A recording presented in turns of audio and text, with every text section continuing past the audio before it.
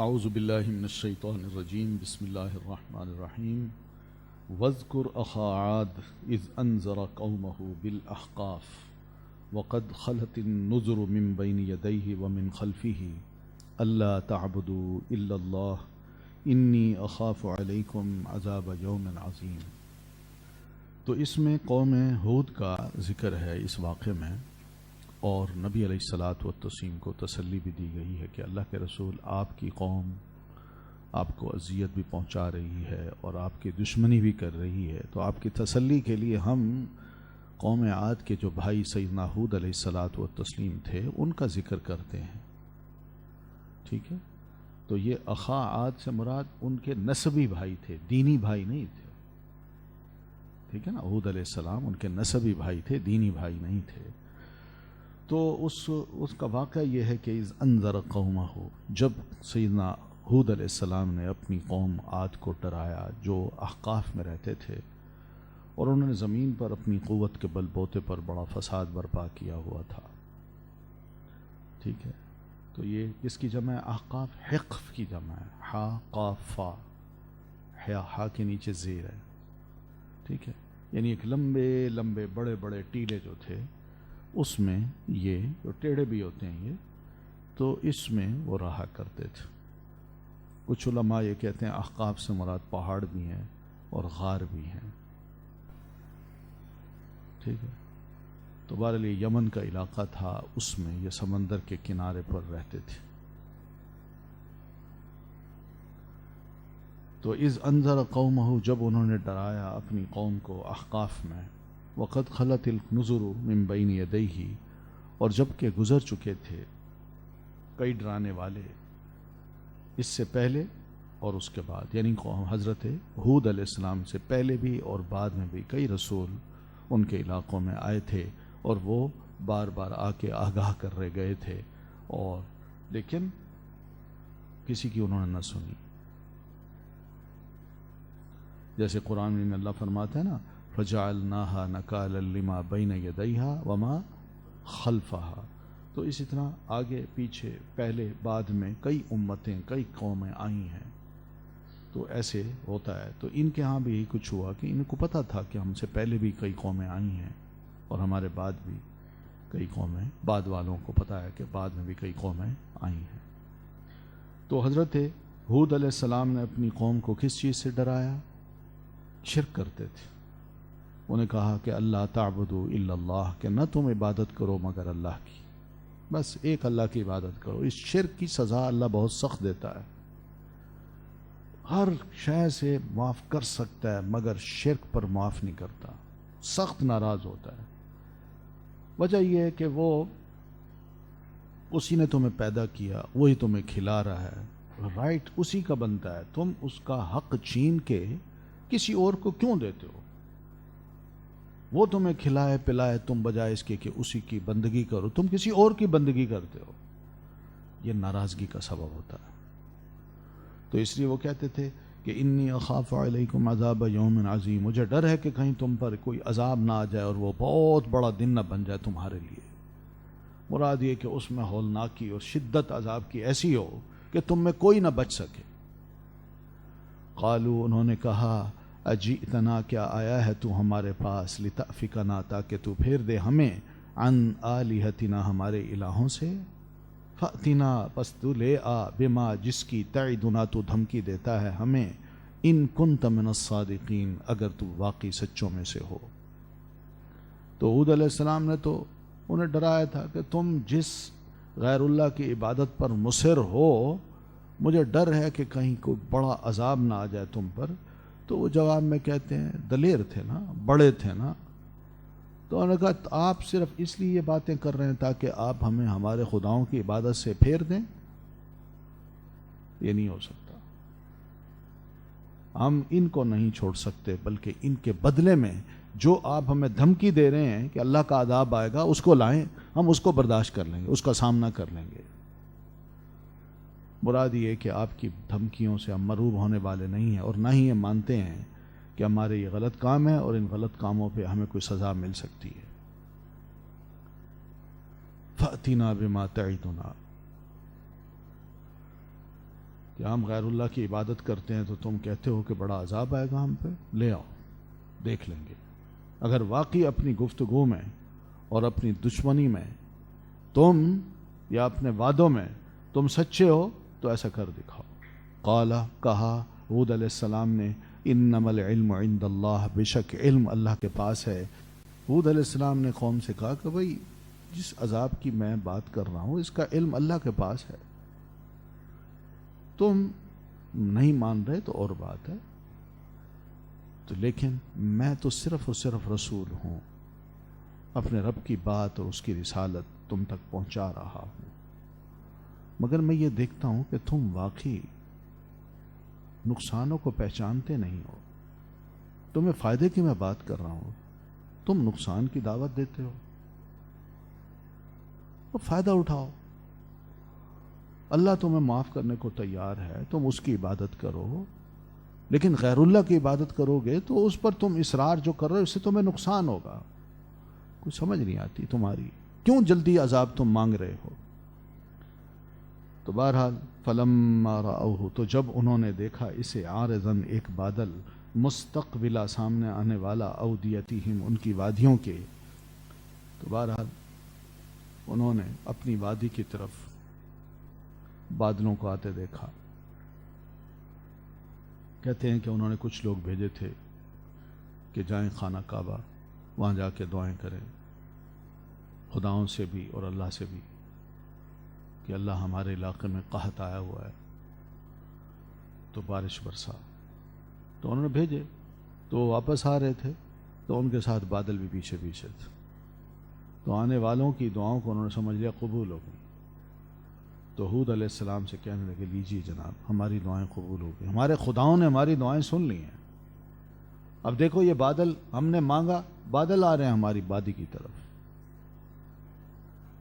اور یہی وہ بادل ہے جو ہم پر می برسائے گا۔ تو یہ انہوں نے سمجھا، لیکن تھا وہ عذاب۔ اللہ فرماتے ہیں نہیں، بل ہوا مستعجلتم بھی، بلکہ یہ آنے والا جو ہے یہ وہ ہے جس کی تمہیں جلدی تھی، اور اس میں ریحن، اس میں سخت قسم کی ہوا ہے، یہ ہوا اپنے اندر تباہی اور بربادی کا پیغام لے کے آ رہی ہے، تم میں کب کوئی نہیں بچے گا۔ ریحن فیہا عذاب علیم، بس۔ تو بہرحال یہ کچھ ہوا، اور پھر اس کے بعد جب ہوا چلی تو اس ہوا نے ان کی بستیوں کی ایک ایک شے کو اٹھایا پٹخایا، حتیٰ کہ وہ خود بھی اور ان کے جانور بھی، ہوا ان کو اٹھا کے ایسے اڑا رہی تھی، ان کو پچھاڑ مارا، نہیں چھوڑا ان کو، اور 7 راتیں اور 8 دن مسلسل ان پر یہ ہوا چلتی رہی، اور آخر یہ ٹیلوں کے اندر دفن ہو گئے۔ تو تدمر کل شیء، وہ تباہ کر دے گی ہر شے کو، بامر ربہا، حکم سے اپنے رب کے، فاصبحوا، پھر وہ ہو گئے، لا یرا، کہ نہ دکھائی دیتا تھا کچھ بھی، الا مساکنہم، مگر ان کے مسکن، ان کے گھر، کذالک، اسی طرح، نجزی، ہم بدلہ دیا کرتے ہیں، القوم المجرمین، ان لوگوں کو جو مجرم ہوتے ہیں۔ یعنی جس شے پر بھی یہ ہوا گئی اس کو اس نے تباہ و برباد کر کے رکھ دیا، یعنی آدھی کوئی زندہ نہ بچا، ان کے جانور کچھ نہ بچے، بلکہ رب کے حکم سے اس ہوا نے ایک ایک شے کو ختم کر دیا۔ تو وہاں حالت یہ ہو گئی کہ وہ سب کے سب ہلاک ہو گئے، اور ان کا شروع سے لے کر آخری انسان تک نہ بچا۔ تو وہاں پر صرف ان کے گھروں کے نشانات باقی تھے، اور کچھ اونچی اونچی بلڈنگز تھیں جو انہوں نے، یا یادگاریں تھیں وہ بنا رکھی تھیں، بس وہی بچی، باقی سب ختم۔ کذالک نجزی القوم المجرمین، اسی طرح ہم جزا دیا کرتے ہیں مجرم قوم کو، یعنی یہی سزا ہوا کرتی ہے ان کی، کہ ان کے علاقوں کو برباد کر دیتے ہیں، تباہ کر دیتے ہیں۔ یہ اللہ تعالیٰ کی طرف سے سزا ہوتی ہے مشرک، متکبر اور گناہگار انسان کے لیے۔ وَلَقَدْ مَكَّنَّاهُمْ، اور البتہ تحقیق قدرت دی ہم نے انہیں، فی ما، اس میں جو، ام مکناکم، نہیں قدرت دی تھی ہم نے تمہیں، فی ہی، اس میں۔ تو اللہ فرماتے ہیں مکی لوگوں، تم تو ان کے مقابلے میں کچھ بھی نہیں. یہ تو پہلی امت تھی جو بہت بڑی طاقتور تھی. اللہ نے ان کو کفر کی وجہ سے ان کو سخت قسم کی سزا دے دی، تباہ کر دیا. ان کی بلڈنگز، ان کے علاقے، ان کے قلعے بہت زبردست تھے. مال اور اولاد کے اعتبار سے بھی وہ تم سے کہیں آگے تھے. انہوں نے جو نعمتیں اللہ تعالیٰ نے ان کو سماعت کی، بصارت کی اور دل کی دے رکھی تھی، ان کو پاک نہیں کرنا چاہا. شرک اور کفر سے انہوں نے سب کچھ میلا کیا ہوا تھا. تو بہرحال جب ہمارا عذاب آیا تو پھر یہ کان، یہ آنکھیں، نہ دل، کچھ بھی ان کے کام آ سکے. وہاں سب بے بس ہو گئے. وجہ کیا تھی؟ اذ کانوا یجحدون، کہ وہ انکار کرتے تھے بھی آیات اللہ، اللہ کی آیات کا. کانوا یجحدون، یہ کیا ہے؟ پاسٹ کنٹینیوس ٹین ہے کہ مسلسل انکار کرتے رہے وہ اللہ کی آیات کا. وحاق بہم، اور گھیر لیا انہیں اس نے. تو بہرحال اس میں یہی بتایا کہ اللہ تعالیٰ نے ان کی سماعت بنائی تھی کہ وہ کچھ تک کم از کم اپنے رب کی نصیحتوں کو سن لیتے، اپنے نبی کی زبانی. آنکھیں دی تھیں کو کم از کم اللہ تعالیٰ کی یہ حجتیں جو ان کے ارد گرد قائم تھیں ان کو دیکھ لیتے. عقل دی تھی، دل دیا تھا تاکہ وہ کم از کم ان چیزوں کو تو سمجھ لیتے جو ان کے لیے انہیں بری چیزیں تھیں، مگر انہوں نے ان سے فائدہ نہیں اٹھایا. اللہ تعالیٰ نے جو کچھ بھی ان کو یہ نعمتیں دے رکھی تھیں ان کا حق جو استعمال کرنے کا تھا انہوں نے نہ کیا، نہ عمل کیا ایسا کہ اللہ تعالیٰ کم از کم انہیں اپنی سزا سے بچا سکتا. مگر انہوں نے ان تمام ٹولز کا استعمال وہاں کیا جہاں ان کے رب کی ناراضگی ان پر ٹپکتی.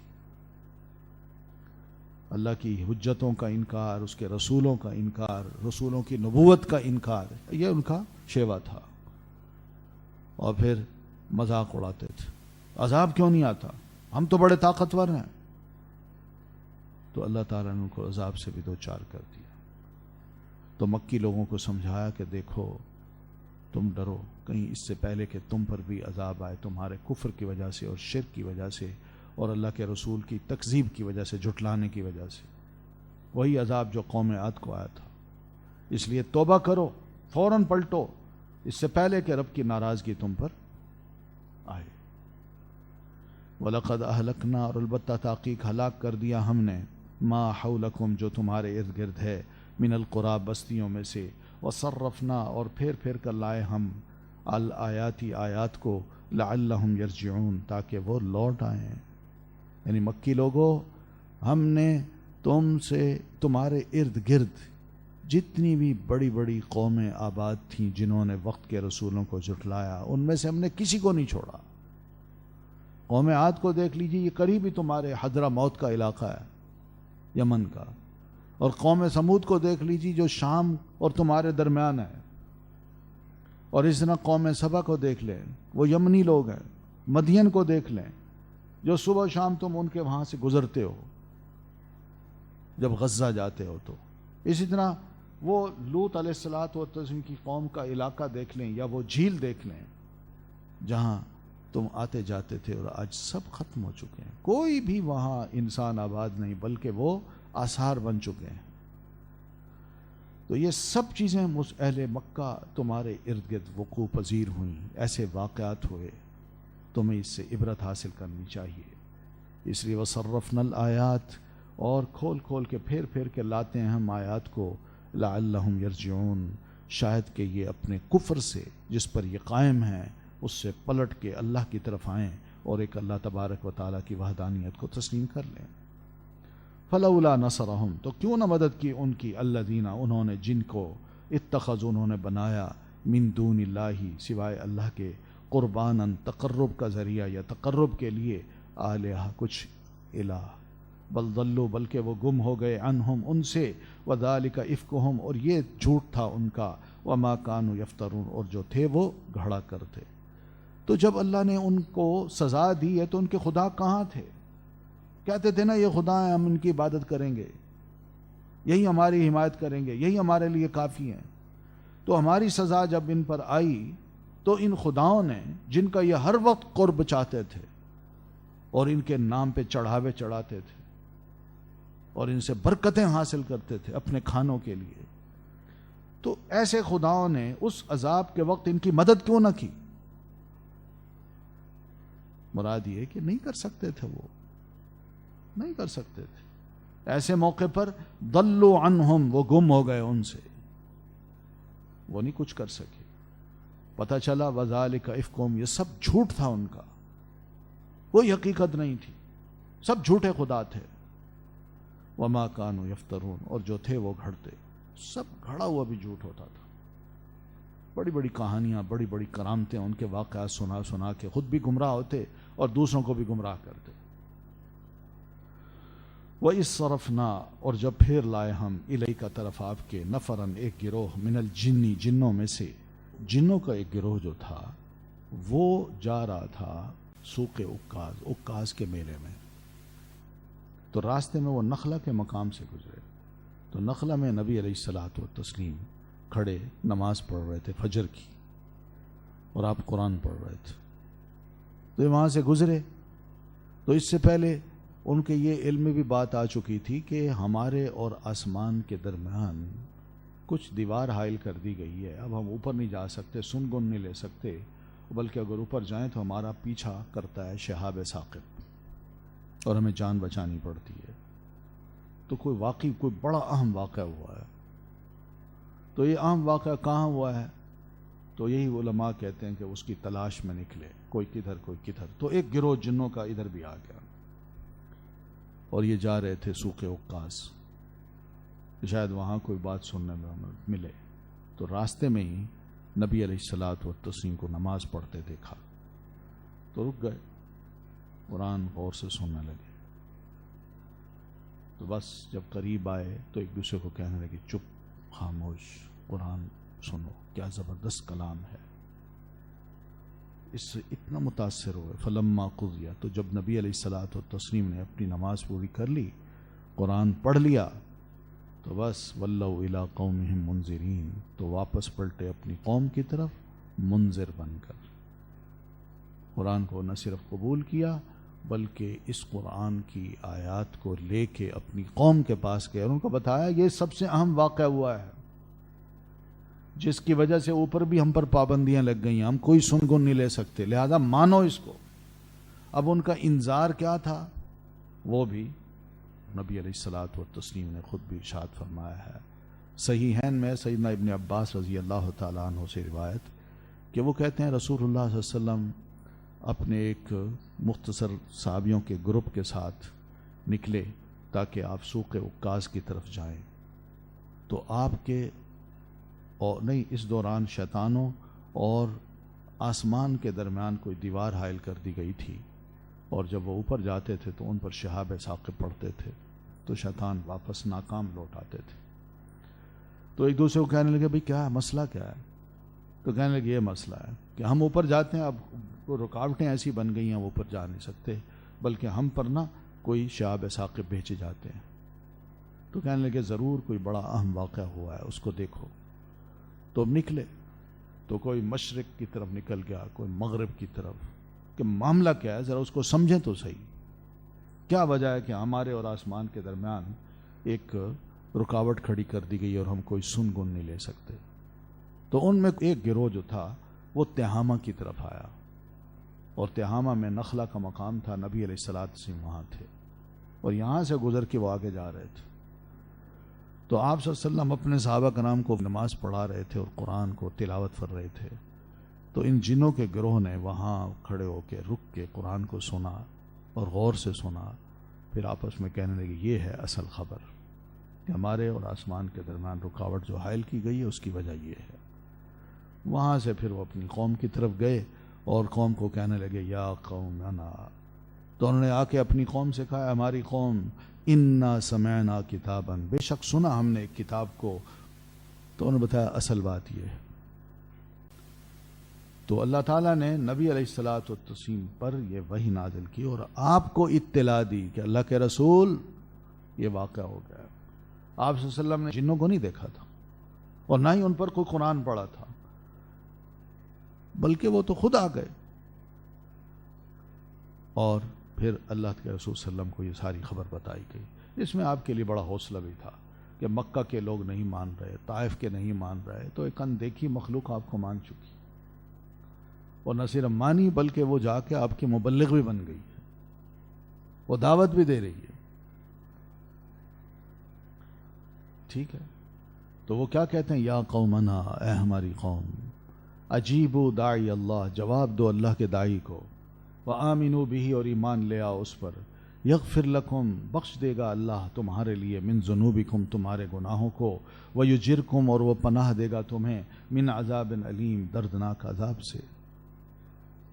تو اس طرح انہوں نے دعوت دی، ہماری قوم لبیک کہو، داعی اللہ، اللہ کے داعی کو، یعنی رسول اللہ صلی اللہ علیہ وسلم کو، کہ جو کہہ رہے ہیں مان لو اس کو، لا الہ الا اللہ کی دعوت دے رہے ہیں، مانو اس کو، وآمنوا بہ، اور پھر اس رسول پر بھی ایمان لاؤ کہ واقعی یہ سچا رسول ہے، یا وہ جو کہتا ہے اس پر ایمان لاؤ۔ نتیجہ کیا نکلے گا؟ یغفر لکم من ذنوبکم، اللہ تمہارے گناہوں کو معاف کر دے گا، من ذنوبکم، تمہارے گناہوں میں سے کچھ گناہ معاف کر دے گا۔ بڑے بڑے گناہ جو ہیں وہ تو ایمان لانے سے معاف ہوں گے، توبہ کرنے سے معاف ہوں گے۔ پھر وَيُجِرْكُم مِّنْ عَذَابٍ عَلِيمٍ، اور وہ پناہ دے گا تمہیں دردناک عذاب سے، اس سے بھی بچا لے گا۔ کیونکہ قرآن مجید جو ہم پڑھتے ہیں سنتے ہیں تو اس میں تو بے شمار قوموں کے واقعات ہیں، نافرمانوں کو اللہ نے بڑی سزا دی ہے۔ وَمَن لَّا يُجِبْ، تو اور جو نہ جواب دے داعی اللہ، اللہ کے داعی کو، فلیسا، تو نہیں ہے وہ، بمعجز، عاجز کرنے والا، فی الارض، زمین میں، ولیس لہ، اور نہیں اس کے لیے، من دونی، اس کے سوا، اولیاء، کوئی مددگار، اولئک، یہی لوگ ہیں، فی ضلال مبین، کھلی گمراہی میں۔ تو جو نہیں مانتا، آپ کی پکار پہ لبیک نہیں کہتا، آپ کو رسول نہیں مانتا، تو اتنا بھی یاد رکھ لے کہ اس کی ہستی زمین میں کسی کو عاجز نہیں کر سکتی، خاص طور پر رسول اللہ صلی اللہ علیہ وسلم کو، کہ وہ اپنی دعوت کو چھوڑ دیں گے، یا ان کی دعوت ناکام ہوگی، یا ان کی دعوت کے مقابلے میں اکڑ کے یہ کھڑا ہو جائے اور کہے میں مقابلہ کرتا ہوں۔ نہیں وہ مقابلہ کر سکتا۔ وَلَيْسَ لَهُ مِن دُونِ أَوْلِيَاءَ، اور نہیں ہے اس کے لیے اس کے سوا کوئی مددگار، کوئی اور مدد کے لیے بھی نہیں آئے گا، اللہ کے سوا کوئی نہیں ہے۔ اللہ نے رسول اللہ صلی اللہ علیہ وسلم کی مدد کرنا ہے، اور جو مخالفت کرے گا اس کا کوئی بھی مددگار نہیں ہوگا۔ جب اللہ کی سزا آئی تو اللہ تعالیٰ نے ایسے لوگوں کو سخت قسم کی سزا دینی ہے اور پوچھنا ہے۔ یعنی اللہ تعالیٰ کی طاقت، قدرت نبی علیہ الصلاۃ والتسلیم کے شامل حال ہے، اور جو وہ آپ کی مخالفت کرے گا اس کے کوئی مددگار، ساتھی نہیں ہوں گے، جو اس کو مخالفت کی وجہ سے اللہ جو سزا دے گا وہ اس سزا کو روک سکیں۔ یہ مطلب بھی ہے اس کا۔ اولئک فی ضلال مبین، یہی لوگ ہیں کھلی گمراہی میں، یعنی جو داعی حق سے اعراض کرتے ہیں، اس کی بات کو قبول نہیں کرتے، اور اللہ اور اس کے رسول کے مقابلے میں تکبر کرتے ہیں، حقیقت میں یہی کھلے گمراہ ہیں۔ اولم یروا، کیا بھلا انہوں نے نہیں دیکھا، ان اللہ، بے شک اللہ ہی، الذی، وہ ہے جس نے، خلق، پیدا کیا، السماواتی، آسمانوں کو، والارض، اور زمین کو، ولم یعی، اور نہیں وہ تھکا، بخلقہن، ان کو پیدا کرنے سے، بقادر، وہ قادر ہے، علی، اس پر، ان یحیی الموتى، کہ وہ زندہ کرے مردوں کو، بلا، کیوں نہیں، انہ، بے شک وہ، علی کل شیء قدیر، اوپر ہر چیز کے پوری طرح قدرت رکھتا ہے۔ یعنی یہاں اللہ تعالیٰ یہ فرماتے ہیں کہ میں نے ہر شے کو تخلیق کیا، آسمانوں کو، زمین کو، لوگ پھر بھی بعض بعد الموت کے منکر ہیں کہ اللہ دوبارہ ہمیں پیدا کر کے نہیں اٹھا سکتا۔ اللہ فرماتے ہیں آسمان و زمین کی پیدائش تم سب سے زیادہ بڑی تھی، تم تو اس کے مقابلے میں کوئی حیثیت نہیں رکھتے۔ اللہ اگر یہ قدرت رکھتا ہے کہ اتنا بڑا آسمان پیدا کر سکتا ہے، اتنی بڑی زمین پیدا کر سکتا ہے، تو تم کون سی بڑی شے ہو؟ تم تو معمولی سی چیز ہو، 6 فٹ کا قد، بس لمحہ گزرتا ہے، بندہ فوت ہو جاتا ہے اور زمین میں گم ہو جاتا ہے۔ تمہاری حیثیت ہی کیا ہے؟ تمہیں دوبارہ اللہ پیدا نہیں کر سکتا، جو اتنی بڑی مخلوق کو بڑی آسانی سے پیدا کر سکتا ہے، تو تمہیں مار کے دوبارہ پیدا کرنا اس کے لیے کون سا مشکل ہے؟ اور پھر پیدائش ان کو پیدا کرتے وقت اللہ بالکل تھکا ہی نہیں، اللہ کو کوئی تھکاوٹ نہیں ہوتی۔ یہ عقیدہ دوسروں کا ہے کہ اللہ نے 6 دنوں میں زمین و آسمان کو پیدا کیا اور 7ویں دن ریسٹ کیا اس لیے کہ وہ تھک گیا تھا، جبکہ اللہ فرماتے ہیں وما مسنا من لغوب، ہمیں کوئی تھکاوٹ نہیں ہوئی تھی۔ تو یہاں بھی یہ تو جو ذات آسمان و زمین کو پیدا کرے اور نہ تھکے، وہ کیا اس بات پر قادر نہیں ہے کہ جب تم مر جاؤ تو تمہیں دوبارہ زندہ نہ کر سکے؟ بلا، یہ مومن کا کام ہے۔ وہ کہتے ہیں کیوں نہیں، بالکل انہ علی کل شیء قدیر، وہ تو ہر چیز پر پوری قدرت رکھتا ہے، یعنی زمین و آسمان کو بھی پیدا کرتا ہے، مردوں کو بھی زندہ کر سکتا ہے، کوئی شے اللہ تعالیٰ کو عاجز نہیں کر سکتی، کمزور نہیں کر سکتی۔ وَيَوْمَ يُعْرَضُ الَّذِينَ، اور جس دن پیش کیے جائیں گے الذین، وہ جنہوں نے کفر کیا تھا، علی النار، آگ پر، الیس ھذا، کیا نہیں ہے یہ، بالحق، حق، یہ جھٹلانے والے جو بعث بعد الموت کو جھٹلاتے ہیں اور پھر آگے کی منازل جو ہیں ان کو بھی جھٹلاتے ہیں، کوئی جنت نہیں، کوئی دوزخ نہیں۔ اللہ فرماتے ہیں میں ان کو دوبارہ زندہ کر کے جب آگ کے سامنے پیش کروں گا اور اس آگ کو وہ دیکھیں گے اور اس کے قریب ہو جائیں گے تو ان کو ڈانٹتے ہوئے اللہ فرمائے گا الیس ھذا بالحق، کیا یہ عذاب جو دنیا میں تمہیں بتایا جاتا تھا کیا واقعی حق ہے کہ نہیں، ثابت ہو رہا ہے کہ نہیں؟ تو فوراً جواب میں کہیں گے بلا وربنا، ہاں ہاں کیوں نہیں، قسم ہے ہمارے رب کی۔ تو جواب میں کہا جائے گا فذوقوا العذاب بما کنتم تکفرون، تو اب اپنے اعمال کی جزا کا عذاب چکھو، تم انکار کرتے تھے، اب اس عذاب میں جاؤ اور چکھو۔ فاصبر، تو صبر کیجیے اللہ کے رسول، کما صبر، جیسا کہ صبر کیا اولو العزم یعنی ہمت والوں نے، من الرسول، رسولوں میں سے۔ تو یہاں نبی علیہ الصلوۃ والتسلیم کو فرمایا گیا کہ اللہ کے رسول آپ بھی اپنی قوم کے رد عمل کے جواب میں صبر کیجیے۔ صبر کیا ہے؟ برداشت کیجیے ان کے انکار کو، ان کی نافرمانی کو، ان کی تکذیب کو، اور یہ صبر ایسا کیجیے کما صبر اولو العزم من الرسل، بہت سے رسول آئے، ان رسولوں میں کچھ رسول ایسے تھے جو بڑے باہمت تھے، بڑے عزم والے تھے، ان کی طرح صبر کیجیے۔ تو یہ رسول کون ہیں؟ 5 ہیں، نوح، ابراہیم، موسیٰ، عیسیٰ اور نبی صلی اللہ علیہ وسلم۔ تو 4 رسولوں کے بارے میں کہا گیا کہ یہ اولو العزم پیغمبر ہیں، آپ بھی انہی کی طرح صبر کر کے انہی اولو العزم پیغمبروں میں شامل ہو جائیں۔ تو آپ نے بھی کیا ہے، ٹھیک ہے، آپ نے بھی کیا ہے، اور ان سب کا ذکر اللہ تعالیٰ نے قرآن مجید میں 2 مرتبہ کیا، ایک سورۃ احزاب میں اور ایک سورۃ الشورى میں، جو پہلے ہم پڑھائے ہیں۔ تو بہرحال ان رسولوں نے کیا صبر کیا، کیسی ہمتیں کی ہیں، اپنی قوم کے مقابلے میں ڈٹے رہے، قوم ان کو اذیتیں دیتی رہی ہے، برداشت کرتے رہے، قوم انکار کرتی رہی مگر یہ تبلیغ کرتے رہے، اور وقت آیا کرتے کرتے کرتے جب آئے اینڈ میں جا کے انتہا ہوئی، جیسے سیدنا نوح علیہ السلام نے 950 سال تک تبلیغ کی ہے، کتنی صبر کی انتہا ہے۔ ابراہیم علیہ السلام ہے، ان کی بھی آخری وقت تک، جب فرشتوں نے آ کے ان کو بڑھاپے میں کیا کہا کہ ہم آپ کو بیٹے کی خوشخبری دیتے ہیں، وہ کہتے ہیں بیٹے کی خوشخبری تو ٹھیک ہے مگر تم اترے ہو تو یہ خوشخبری لے کے تھوڑے اترتے، اصل مسئلہ کیا ہے؟ تو انہوں نے کہا کہ ہم قوم لوط کی طرف بھیجے گئے ہیں۔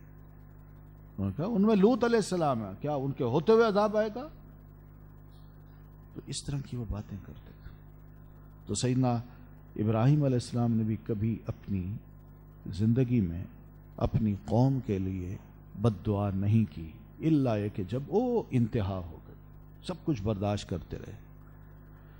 پھر اس طرح موسیٰ علیہ السلام ہے، ہر لاڈ پیار بنو اسرائیل کا برداشت کیا، رب کے حضور گڑ گڑاتے بھی تھے، اللہ معاف بھی کر دیتا تھا، مگر وہ تھے کہ نافرمانی میں آگے بڑھتے بڑھتے حتیٰ کہ ان کو نجات مل گئی، میدان تی میں بھی آئے، سب کچھ مل رہا ہے، مگر یہ ہیں کہ نافرمانیوں پہ نافرمانیاں کرتے چلے جا رہے ہیں۔ اور حضرت موسیٰ علیہ السلام برداشت کرتے چلے جا رہے ہیں، اور آخر میں جا کے بد دعا کی بڑا صبر کے بعد۔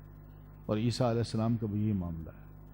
عیسیٰ علیہ السلام دعوت و تبلیغ کا جہاں بھی کام کرتے تو بنو اسرائیل کچھ قائل ہو جاتے، اور جوز اور ان کی انٹیلیجنس ہر وقت ان کے پیچھے ہوتی تھی، اور ان کو جو ہی پتہ چلتا کہ پیچھے آ رہے ہیں یا مجھے اریسٹ کرنا چاہتے ہیں تو وہاں سے نکل کے کسی اور بستی میں، وہاں سے نکل کے کسی اور بستی میں۔ لیکن یہ ساری مصیبتیں انہوں نے برداشت کی ہیں، کہیں ٹک کے ان کو بیٹھنے نہیں دیا گیا، اور آخر میں انہوں نے اپنے خیال کے مطابق حضرت عیسیٰ علیہ السلام کو گرفتار کر لیا اور ان پر سولی پہ بھی چڑھا دیا۔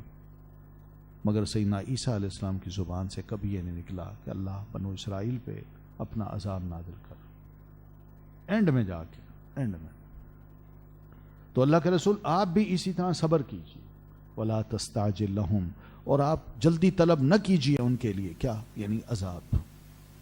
اور جب یہ عذاب آیا تو كَأَنَّهُمْ يَوْمَ يَرَوْنَ مَا يُوعَدُونَ، گویا کہ وہ جس دن دیکھیں گے اسے جو وعدہ کیے جاتے ہیں تو ان کو یوں محسوس ہوگا کہ لم یلبسو، کہ وہ دنیا میں نہیں ٹھہرے، الا ساعۃ من نہار، مگر ایک گھڑی دن کی۔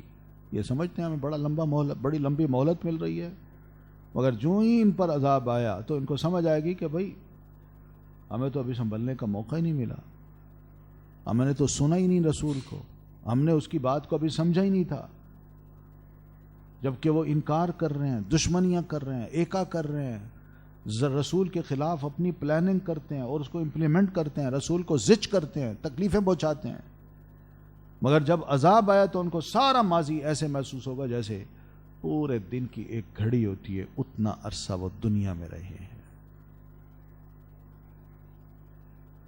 یعنی دنیا کی زندگی ان کو بے وقت نظر آئے گی۔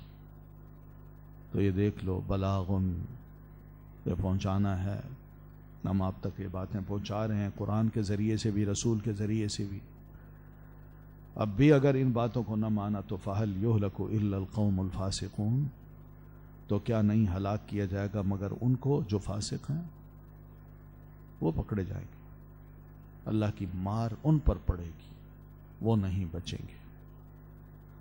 جو اللہ کے حکم سے فرار اختیار کرتے ہیں تو اللہ ایسے لوگوں کو پھر نہیں چھوڑتا، ان کو ذلیل خوار کر کے عذاب دیتا ہے۔ ٹھیک ہے، سبحانک اللہم و بحمدک، اشہد ان لا الہ الا انت، استغفرک و اتوب الیک۔